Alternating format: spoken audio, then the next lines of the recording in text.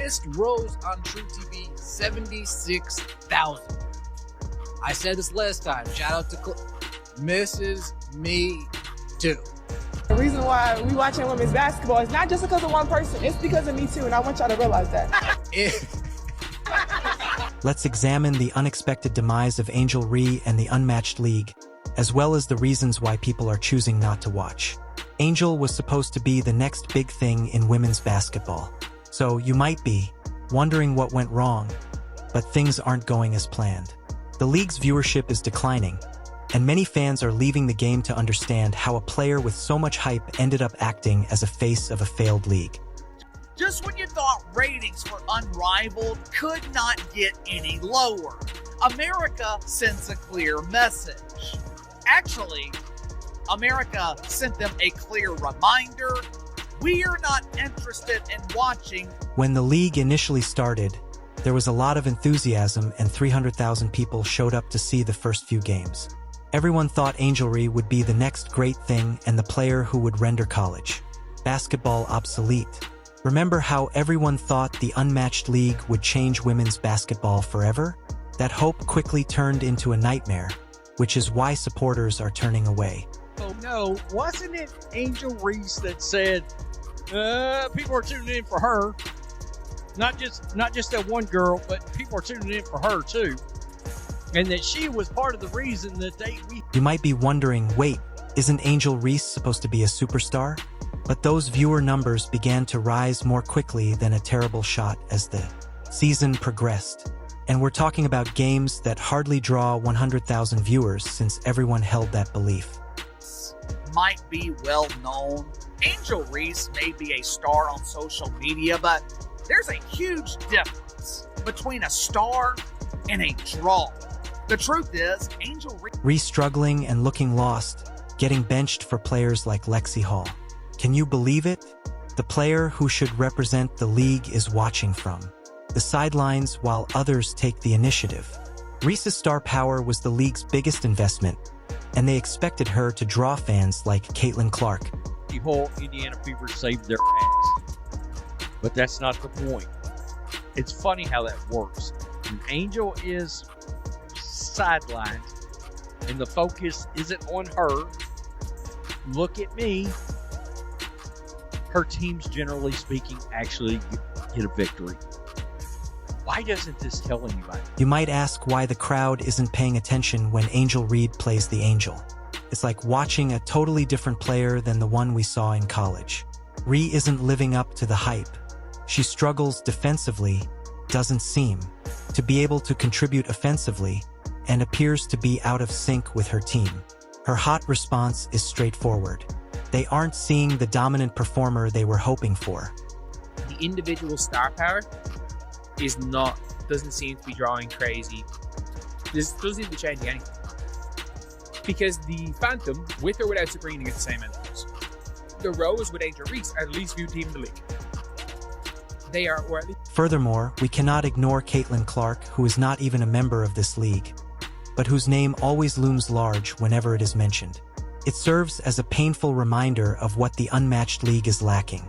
Instead of producing its own superstar, they are left with tournaments that lack the real deal. Alright, let's look at the numbers because they are telling an amazing story. Even if you think there are only a few awful games, this is because the Unrivaled League is experiencing a growing online division that is far worse than anyone could have anticipated. We've got to be completely honest here. It is a league first and foremost, and the most important thing is that the league long-term is going to be profitable, or at least it looks like it has the potential to be. Otherwise, once that TV deal is done 3 years, it's over. And right now, this has not been the greatest. When Angel performs, things get worse. For example, last Saturday's game, which had Angel Reese on the court during prime time, drew 89,000 viewers. That's all the league could manage in a league meant to revolutionize women's basketball. Remember that amazing debut with 300,000 viewers. Those days are long gone, and some games now only draw 100,000. Reese specifically has been brutally exposed, and her own fans have stopped watching her in this. they have stopped watching. How do you know? 89,000 viewers last Saturday when she was on TV. 89. But it seems like people are purposefully ignoring Reese's games, and the attendance actually increases when other players like Kate Martin play. Is it not unbelievable that the person who ought to represent the league isn't getting any attention anymore? The scariest thing is that the Rose and Lunar Owls game had 89,000 people. There were less than 100,000 people watching this game. I mean, that is crazy. It's absolutely crazy. Like, this was a game where Angel Reese played. She is supposed to be the biggest. You may be wondering now whether this is just Ree or if the league is failing as a whole. Turns out that the league is relying on star power. But without real superstars like Caitlin Clark, it is having trouble maintaining interest, and Ree is becoming the spokesperson for that failure. The battle between Dejanay Carrington and Angel Reese barely broke 75,000 viewers. 76,000 viewers? Are you kidding me? Are you shitting me right now? Tell me again how you're moving the needle. I kid you not. If Caitlin Clark would have played in that game, it would have got fired. Experts say that Reese's presence may not be the draw as the numbers get worse and people begin to question whether this league can even survive. Her college performance set the bar high, but now she's not living up to it. The league's average viewership has dropped to 204,000, which is far from what they had hoped for. It's like watching a car crash in slow motion every week, and fans are feeling the excitement. It's not just my calculations. Headline of the Sports Business Journal, Unrivaled averaging 204,000 viewers to date. Monday night, there were 2 more games broadcast on TNT. The first game was between the Final and the Phantom. Interesting choice of words, Phantom. It perfectly describes their ratings. Their audience is a ghost. They literally cannot find. Every time her name is brought up, it serves as a heartbreaking reminder of what the unrivaled league is lacking. Imagine this Angel. You have to wonder what the league will do because they have sunk all of their money into creating their own superstar, but instead they are left without the genuine stuff. As the ball leaves her hands arcing in the air, Ree stands at the logo crowd, holding their breath, ready to execute a deep 3 Caitlin Clark style.